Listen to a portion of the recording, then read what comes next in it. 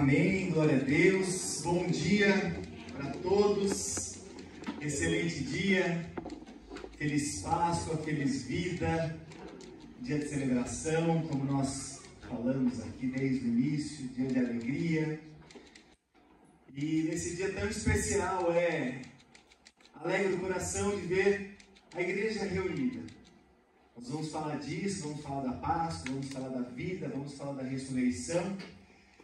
E eu peço que o Espírito Santo de Deus que está aqui direcione tudo desde o início até o final, e em especial abrindo os nossos corações, que tanto no Antigo quanto no Novo Testamento, a dureza do nosso coraçãozinho duro, esse coraçãozinho que o Espírito Santo quer amolecer, que ele esteja aberto para que a palavra seja semeada e que ela renda 10, 30, 100 em nome de Jesus. E a Páscoa, quem sabe qual é o significado da palavra Páscoa? A palavra Pesach, Páscoa, quem sabe? Alguns sabem. É muito importante, né?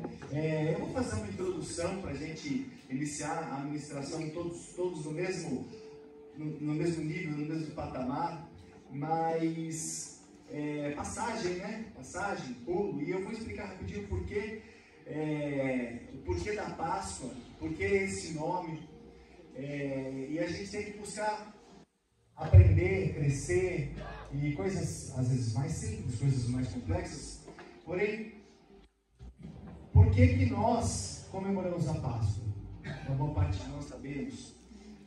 Mas porque a Páscoa já era comemorada no Antigo Testamento pelos judeus? Uma boa parte sabe, outros não. Então, rapidamente eu vou explicar. Em especial porque de lá para cá muito se perdeu. E a gente lê o texto bíblico, quando foi ter a reconstrução do templo e achar a palavra do Senhor, e começaram a ler a palavra, e a congregação, aqueles que estavam ali, começaram a chorar, a rasgar as suas vestes. A gente está precisando ter um reencontro com a palavra do Senhor, a ponto de chorar e rasgar as nossas vestes, porque essa Páscoa do Antigo Testamento, que é uma Páscoa judaica, diferente da nossa, mais importante do entendimento, porque tudo lá vai apontar para o que Jesus veio fazer, desde o Cordeiro, ele o Cordeiro vivo que tira o pecado do mundo.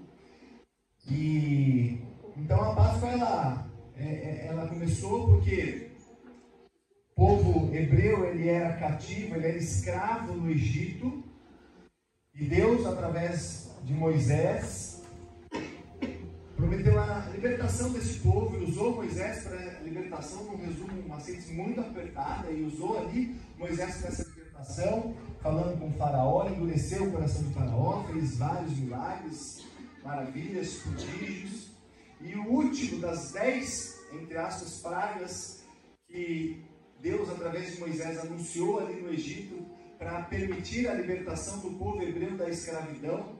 E todos nós somos escravos do pecado, e se não for Jesus, nós permanecemos lá. E Jesus vem nos dar essa liberdade, e eles tinham essa escravidão no Egito. A última praga foi a morte dos primogênitos. Mas ele falou para todos aqueles que eram do povo judeu, do povo hebreu: vocês que são meu povo, matem um cordeiro. Tem toda uma instrução de como isso é feito, mas em resumo, peguem o sangue, passem nos umbrais, no batente das portas. E algumas traduções vão falar que o anjo da morte, quando passar e tiver esse sangue ali nos umbrais, ele não matará, ele pulará, ele passará. Por isso passagem, por isso Pesach, por isso Páscoa, desde o Antigo Testamento, por isso que o judeu comemorava esse dia. E aqueles que não tinham isso, o anjo da morte matou os primogênitos. Então, essa é a Páscoa judaica, essa é a Páscoa que já existia antes de Jesus, tanto que se nós lermos a Bíblia, Jesus está celebrando a Páscoa antes de ser entregue. A última celebração estava ali na Páscoa. A Páscoa era o momento em Jerusalém que o povo judeu ia em peso e todo para Jerusalém. Eles saíam das redondezas, às vezes eles levavam 1, 2, 3 dias para chegar até Jerusalém, muitas vezes a pé, com mantimentos, com animais de carga, para que eles conseguissem ter ali aquele momento de Páscoa. E por isso que a Páscoa nesse tempo levava um pouco mais de tempo, porque ela além das razões cerimoniais, as pessoas se deslocavam de longe e elas saíam de várias regiões e iam até Jerusalém. E quando eu falo que a gente tem que ter um encontro com a palavra, glória a Deus pela vida de vocês que estão aqui, mas glória a Deus também que muitas pessoas ouvem depois. E eu pergunto, a Páscoa é a maior data do cristianismo, não é o Natal. E as pessoas estão aonde? Hoje a gente tem carros, a gente se locomove, a gente chega rápido, não demora dias, demora 1h30, 2 horas. E as pessoas estão aonde que não estão? Eu vou chamar de tempo. Nós estamos tendo mais aqui na congregação para celebrar o nascimento de Jesus.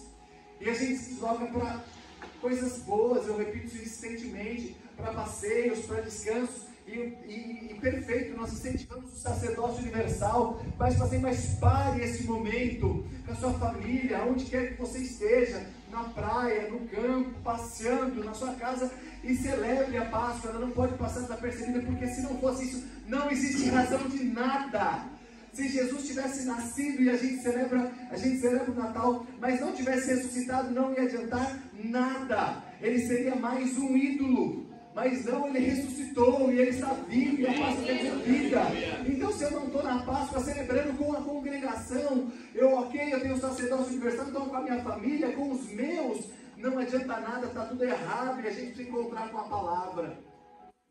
Se a gente não encontrar a nossa Jerusalém, seja aqui no templo, não adianta, então a gente tem que encontrar com a palavra. E olha, eu glorifico a Deus, às vezes eu choro por umas razões tão, Senhor, é inacreditável.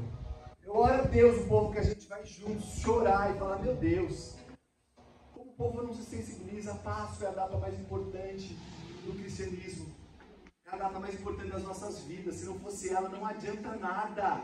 Se Jesus não tivesse ressuscitado, nada adiantaria. E no Novo Testamento, a nova aliança, nós celebramos a Páscoa porque Jesus morreu e ressuscitou. Ele pulou a morte, ele venceu a morte. E olha que interessante, Deus criou o mundo em 6 dias, no 6º ele criou o homem, no 7º ele descansou. Jesus foi morto no 6º dia, uma sexta-feira. O sábado passou. E no primeiro dia, no domingo, ele ressuscitou, trazendo um novo ciclo, uma nova aliança, onde ele nos coloca a possibilidade de acesso direto a Deus. E o Evangelho ele é espetacularmente sobrenatural, mas ele é extremamente lógico para que a gente possa entender e viver. A Páscoa ela tem que ter a palavra, ela tem que ter discernimento, ela tem que ter o Espírito Santo. Não podemos trocar a Páscoa por cerimoniais de dança ou de representação. E eu não sou o único que fala isso, muitos outros falam isso, mas a gente tem que entender e divulgar isso para fora. A Páscoa é o amor de Deus através do seu Filho Jesus, e é a palavra do Senhor que nos fala isso. Ele ressuscitou e está vivo, e a gente pode cantar, a gente pode representar, pode fazer o que quiser, mas a Páscoa tem que entrar na nossa mente, ser inculcada. E a gente não vê na Bíblia outras coisas, mas vamos lá. Os últimos passos de Jesus. A gente não tem noção de como foram os últimos passos de Jesus. A gente pode ver filmes, pode ver representações, pode ver documentários, mas, meu irmão, assim como a sua dor é só sua, só Jesus sabe o que ele passou. E se não fosse o poder de Deus, meu irmão, os espinhos, a gente olha a coroa, a gente olha as imagens romanas que se colocam, a gente não tem noção, às vezes é até bonito, mas o tamanho dos espinhos, o tamanho da árvore que eles pegavam os espinhos, o tamanho daquilo, a gente não tem noção do tamanho dos pregos. A gente lê a Bíblia e fala que Simão o Cirineu ajudou porque ele já devia estar desfalecendo no caminho, mais ou menos 1 quilômetro, ele já devia estar sendo acabado, não conseguindo. A gente não tem noção do quanto a gente vê essa cruz romana com Jesus que está vivo. E quando eu falo romana, eu não estou falando de igreja nenhuma, né? Nós temos a igreja tradicional, a igreja protestante, somos todos cristãos e como Paulo fala, eu, o pior de todos. Então eu digo assim, a gente vê Jesus ali com um manto, Jesus estava nu, sendo humilhado, moralmente humilhado, não foi só fisicamente, cuspidos, cara, a gente não tem noção. Cara, se você vê uma discussão, uma briga, você vê alguém agredindo uma outra pessoa, é uma coisa tão violenta. Então, Jesus apanhou, foi chicoteado, a gente não tem noção. A gente não tem noção. Então a gente vê e a gente imagina os últimos passos. Mas por que é importante ver isso? Para ver o amor de Deus por cada um de nós. Ele precisava passar por aquilo. Mas eu estou dizendo tudo isso para a gente valorizar essa entrega. E aí ele foi entregue, ele morreu, mas ele ressuscitou.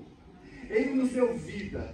E é a partir daqui que a gente tem que estar todo mundo junto. Porque a partir daqui que eu vou ler um texto. E é a partir daqui que existe o cristianismo. Porque se ele não tivesse ressuscitado, nada adiantaria. Ele ressuscitou, ele venceu a morte, ele nos deu acesso ao Pai, ele abriu o céu, ele nos deu acesso ao céu, ele nos possibilitou a entrada direta para o céu através de Jesus. Ele levou todo medo, toda angústia, nos perdoa. Isso é muito poderoso e é espetacular viver isso, porque tudo mais perde sentido. E é assim que tem que ser, porque se outras coisas têm mais sentido do que viver o Evangelho, a gente está vivendo o Evangelho de uma forma errada. E a gente tem vida em abundância? Sim, que não tem nada a ver com acúmulo. A gente acha que o acúmulo é a vida abundância. Não, a vida abundância é ter Jesus, é ter família, é saber que você mesmo sem saúde, você vai para um céu, é que você passa dificuldades, você vai ser suprido.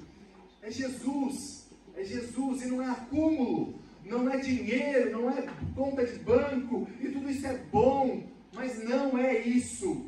Isso vem para todo mundo.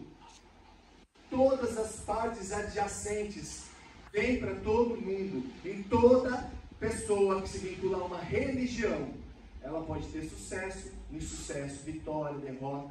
É circunstancial. A única coisa que é eterna e não é circunstancial é Jesus.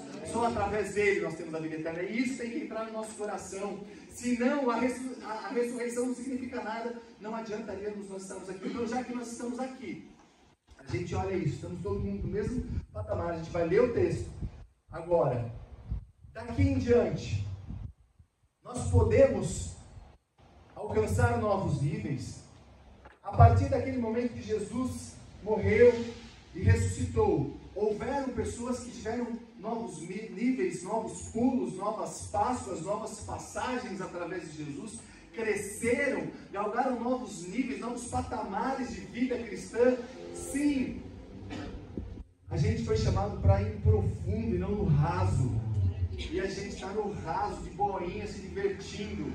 Isso não tem nada a ver com o cristianismo. E eu não estou falando de salvação, porque salvação, quem sabe, é Deus.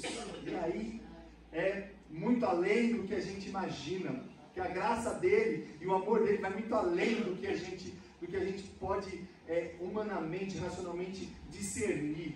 Agora, a gente tem que falar o que está aqui. Então a gente vai ler Mateus 28, do 8 ao 10, porque é exatamente o exato momento onde Jesus revela ali, né? As mulheres percebem que o túmulo estava vazio, que não tinha mais ali ninguém no sepulcro, que ele tinha visto a morte. Então vamos ver. Mateus 28, a gente vai ler do 8 ao 10 só.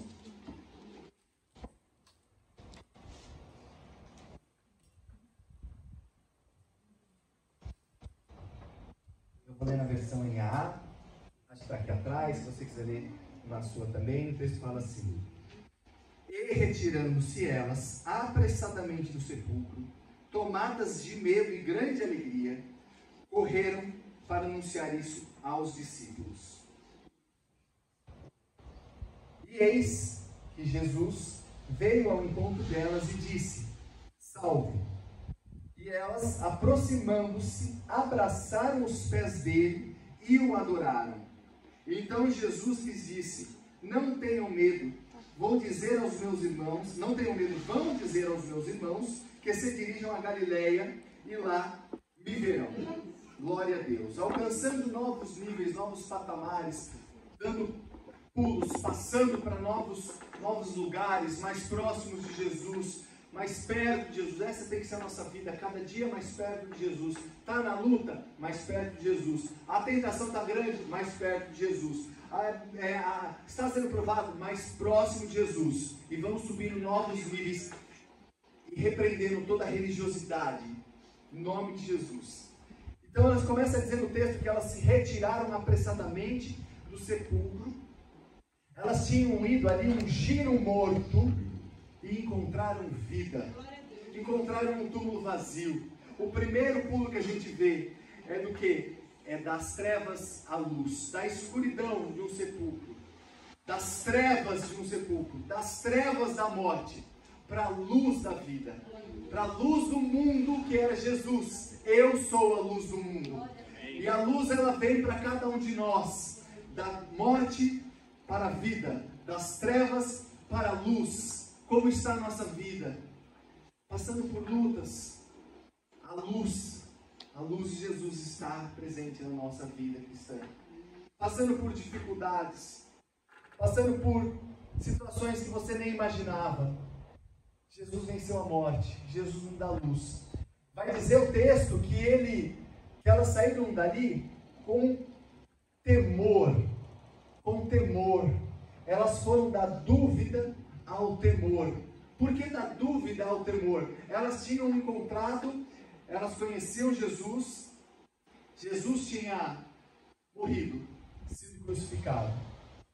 Tudo aquilo que Jesus falou, muitas vezes ali nos textos bíblicos, no final dos evangelhos, sobre a ressurreição, gerava uma dúvida, gerava uma falta de entendimento dos discípulos, daqueles que estavam perto, do que era morrer, do que era reconstruir o templo em 3 dias, e aquela dúvida toda, aquela dúvida da morte, ele morreu, nós não esperávamos, ele não ia vencer, ele não era o Salvador. Naquele momento passava a ser reverência, passava a ser temor, passava a ser assim. Ele falou do céu, existe um céu. Ele falou do inferno, existe um inferno. Ele falou que venceria a morte, ele venceu. Eu não preciso mais ter dúvida. E tudo que ele falou, ele cumpriu. Ele falou que ia me dar acesso ao Pai. Então tudo aquilo que ele me falou, ele cumpriu. A promessa está cumprida. Então eu não preciso mais ter medo, não preciso mais ter dúvida. Eu preciso ter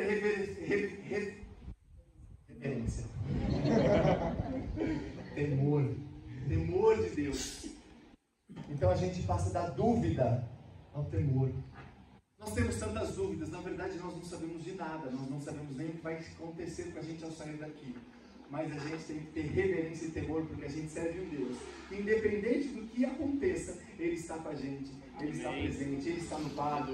E se a gente passar para a eternidade, hoje para amanhã, nós vamos estar com Ele, e Ele vai cuidar da nossa família, e não adianta nós temermos, quem vai cuidar do meu filho, como é que vai ser minha empresa.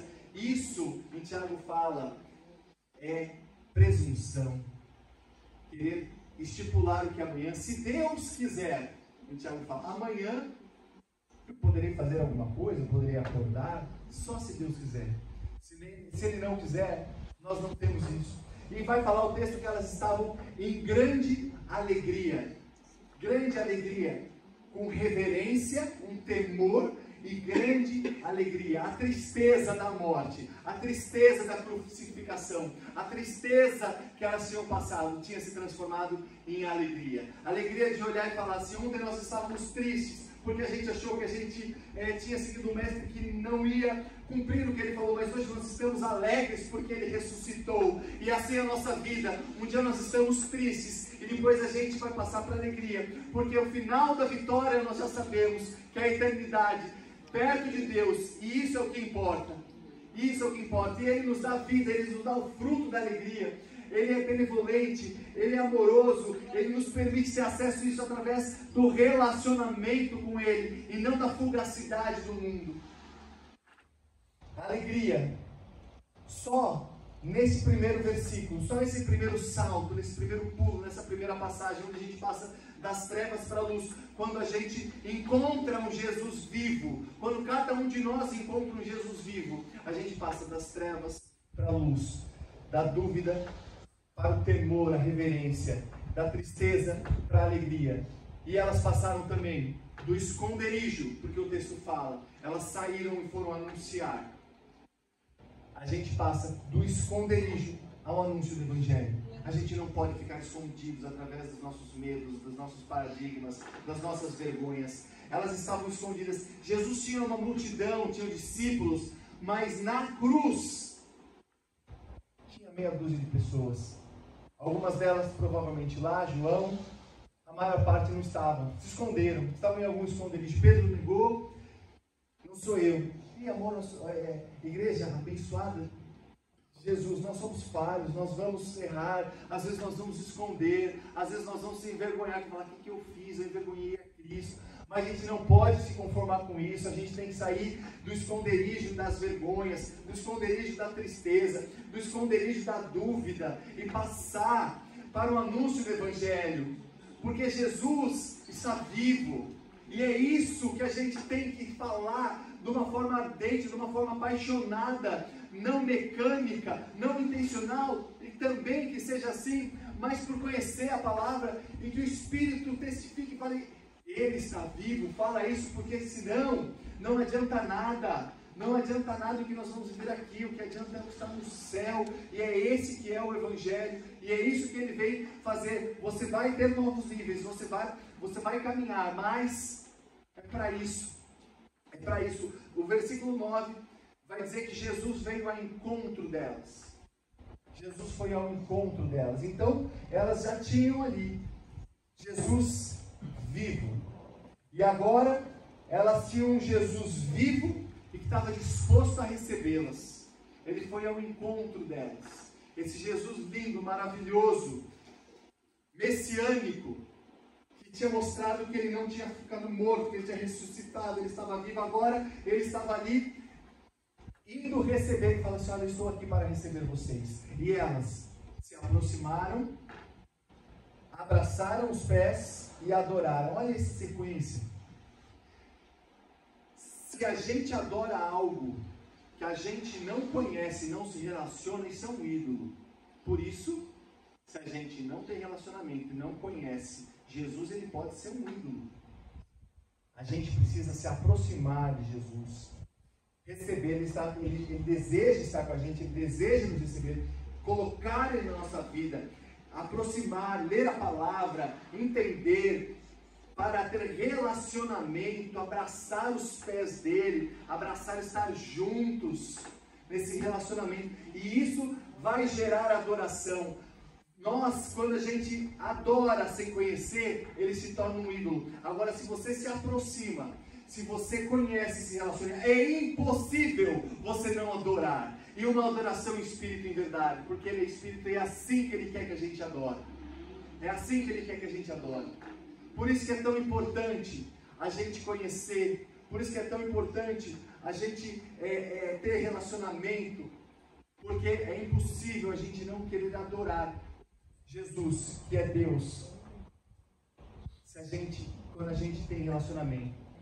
E o oposto é muito perigoso.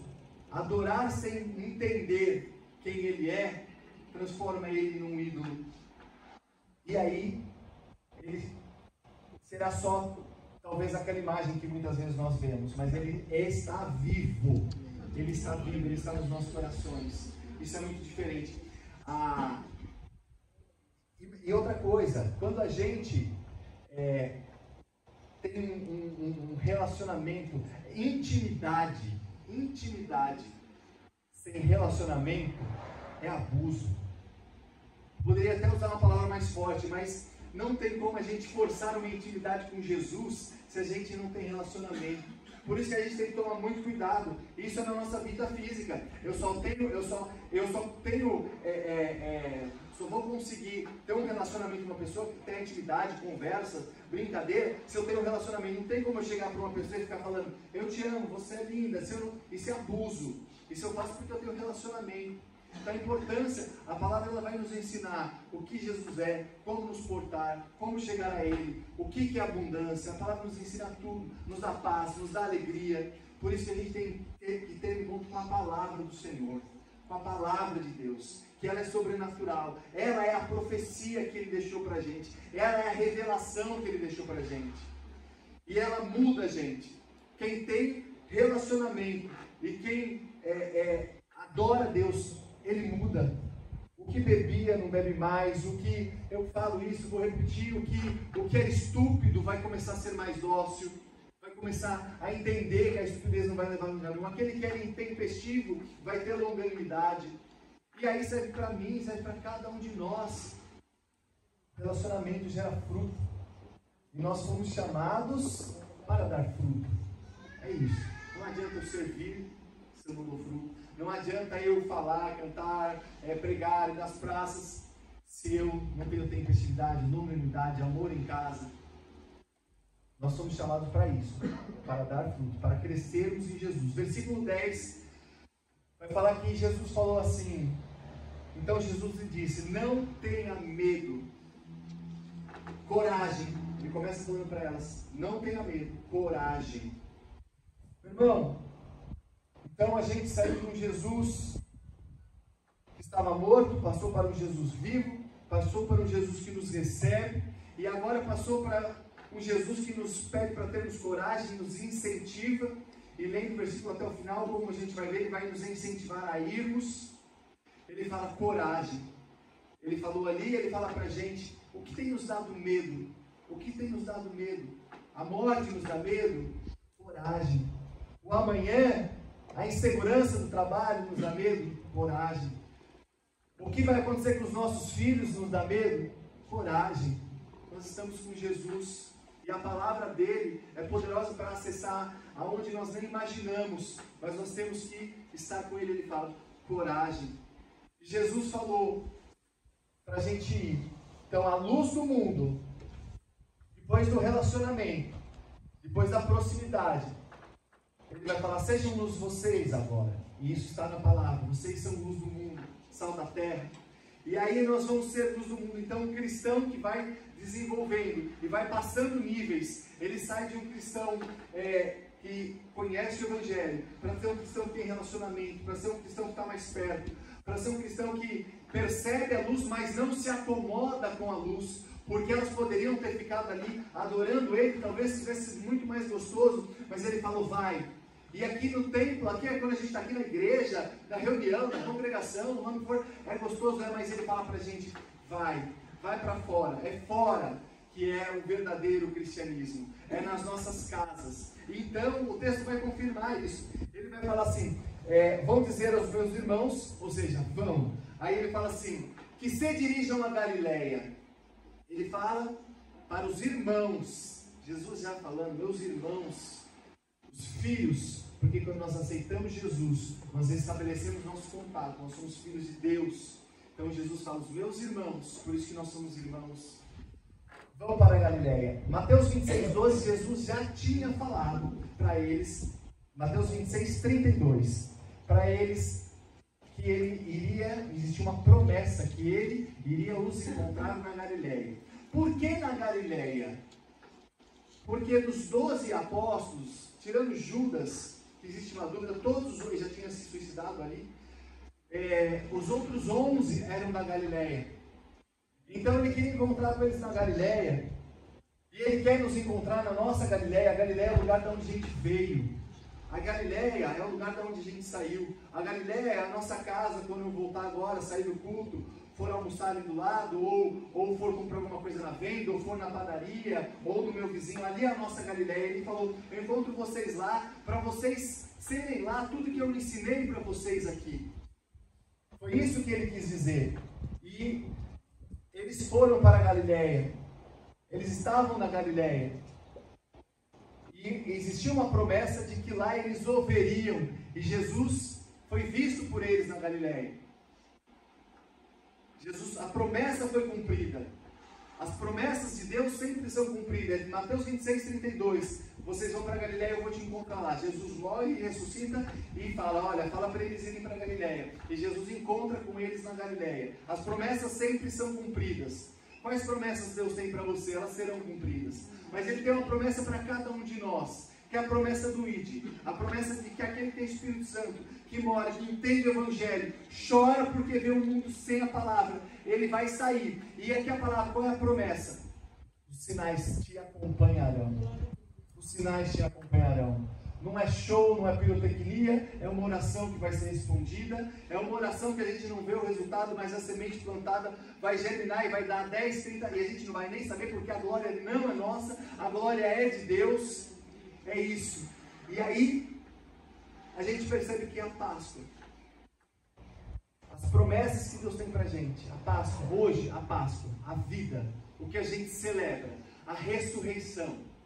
E feliz Páscoa para todos nós, feliz vida, feliz ressurreição. Amém. E vida em abundância, glória a Deus, que não é vida acumulativa, porque nós não somos daqui. Jesus sempre recriminou o acúmulo de bens, sempre, para o jovem rico, aonde estará seu coração, ali estará seu tesouro. Ele tem a parábola do celeiro, ele fala, louco, aquele que vai construir um celeiro maior para guardar as coisas, é louco.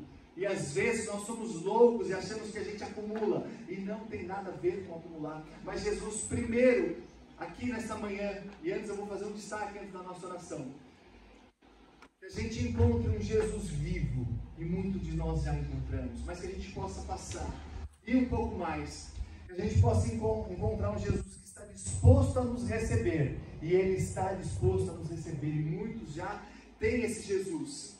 E um passo a mais, que a gente encontre esse Jesus que nos encoraja a ir. E não sou eu, não é seu líder, não é seu pai, não é seu filho. Quem te encoraja a ir é Jesus. E quando a gente não vai, Ele entende, mas Ele fala, que pena. Os sinais iriam te acompanhar, era só você ter ido. E a gente espera, às vezes, tantas coisas e deixa de ir. Que a gente chegue nesse nível de ir na simplicidade de Jesus, sabendo que jamais será a nossa palavra, jamais será a nossa força, jamais será a nossa eloquência. Ah, eu não sei falar, que bom, porque senão a gente acha que era a gente. Ah, mas eu não sei, a gente não sabe mesmo, que bom, porque quando a gente acha que a gente sabe alguma coisa, então Deus fala, agora você vai, o Espírito Santo fica, vai lá, vai. E de repente, as coisas podem acontecer, mas com Jesus é o sobrenatural. Eu quero chamar por último, antes da gente orar, a atenção, porque Jesus mandou os discípulos encontrarem Ele na Galileia.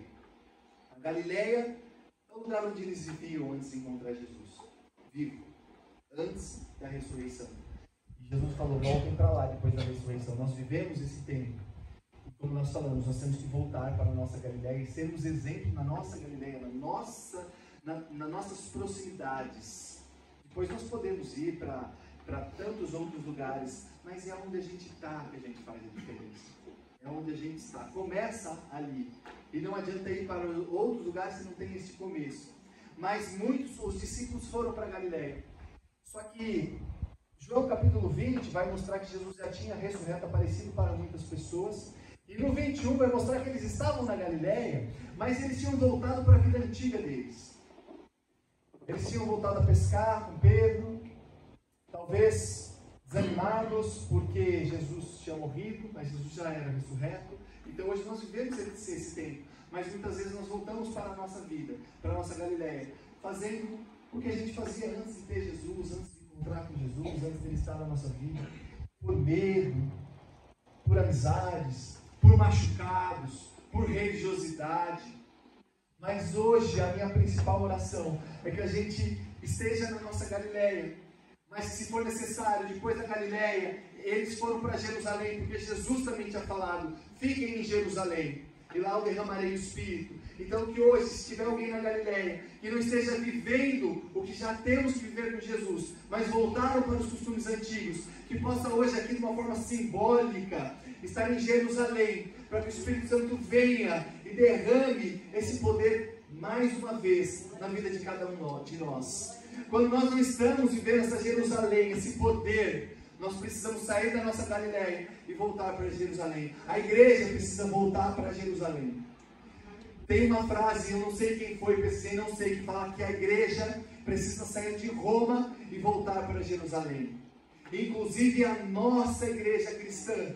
E eu não estou falando de nenhuma outra igreja, não estou fazendo divisão de igreja tradicional ou protestante. Todos nós. Roma influenciou o cristianismo com adoração, com mundanismo, com paganismo. E a reforma melhorou muita coisa. Mas depois de 500 anos, a gente precisa desconstruir tanta religiosidade. porque a gente não sabe o que é a Páscoa, a gente não sabe o que é a ressurreição. A gente, cristãos, celebramos tantas coisas tão fortemente, mas a Páscoa, quando muito, é um ovo e uma hora, um dia. Isso, cara, não pode ser comum. Senão, não tem razão de ter cristianismo. Senão, vamos ficar na praia, vamos ficar onde for, porque não precisa vir para a igreja, porque Jesus ressuscitou e Ele está vivo. Ele está só aqui? Não, Ele está nos nossos corações, Ele está o tempo inteiro com a gente. Então, se a gente, é certo a gente comemorar, celebrar, mas então nós somos sacerdotes, vamos chamar a nossa família, e isso é mais sobrenatural do que estar aqui vivendo a Páscoa, é viver a Páscoa todos os dias, nos nossos lares, no nosso trabalho. E feliz Páscoa para todos nós, porque nós temos vida, e Jesus é a nossa vida. Amém? Eu quero fazer uma oração, peço para você fechar seus olhos. Primeiro, para aquele que ainda tem o Espírito de Deus no sepulcro, e que ainda não entendeu que Jesus é a luz, para que se hoje você quiser falar: Senhor, Jesus, você está vivo, eu reconheço isso, que você ressuscitou, eu coloco minha vida nas suas mãos, que você passe então a ter um espírito vivificado. Mas se você já tem esse espírito vivificado, mas já tem um encontro com Jesus, mas está precisando de relacionamento e adoração, mudar de uma criança para um adulto, de uma criança para alguém que vai poder ir, que vai ter liberdade, que vai ter os sinais acompanhando, que vai fazer diferença no mundo, porque você aí é luz. Então que aconteça isso. E eu vou orar para um terceiro tipo de pessoas. E aí você som do seu coração, eu som do meu coração. São aquelas pessoas onde Jesus está no sepulcro da alma. O Espírito já está vivificado, mas ele matou na alma. Ele já não vive mais Jesus, por medo, pela religiosidade. Ele está na sua Galileia, mas vivendo uma vida antiga. Nós não podemos viver uma vida antiga, porque isso nos distancia do verdadeiro Evangelho. Senhor, em nome de Jesus, Pai, o Senhor é poderoso, e se não é pelo Senhor, nada adianta ser falado. Então, que o teu poder que está aqui nesta manhã, Pai, prospere. Tudo que for humano não prospere, mas nós te damos liberdade, para que tudo que é do teu Espírito entre nos corações, e semeado, Pai, venha a 10, a 30, a 100, e Pai, traga um mover sobrenatural. E eu sei que nós vamos viver esse mover, porque o Senhor está contando com cada um de nós, Pai. Que a gente possa, aquele que ainda tem o espírito no sepulcro, Pai, da morte, em nome de Jesus, vivifica hoje através do seu Filho Jesus. Para aquelas pessoas, Pai, que têm dificuldade de crescer no Evangelho, eternas crianças, querendo mamar com 10, 20 anos, Pai. Pai, em nome de Jesus, que elas entendam pelo Teu poder que o Senhor está vivo e que precisamos crescer, nos tornarmos homens e irmos, Pai. E para aqueles que Te conhecem, viveram uma vida ao Teu lado, mas que por algum motivo estão nas Galileias da vida de cada um, vivendo uma vida antiga, reaviva hoje, Pai, que a gente possa voltar para Jerusalém e receber um derramar do Teu Espírito poderoso, Pai, que nos dê vontade de a cada dia Te buscar e Te querer mais, em nome de Jesus. Amém. Amém. Glória a Deus. Aleluia.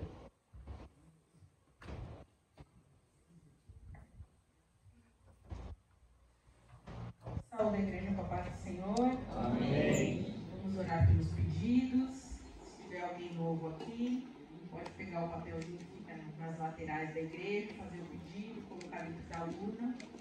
Vamos apresentar ao Senhor aquilo que está sendo difícil para nós, mas não é impossível para o Pai. Amém?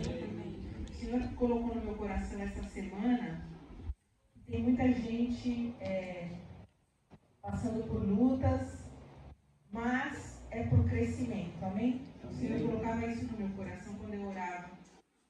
Fala que é por crescimento, amém?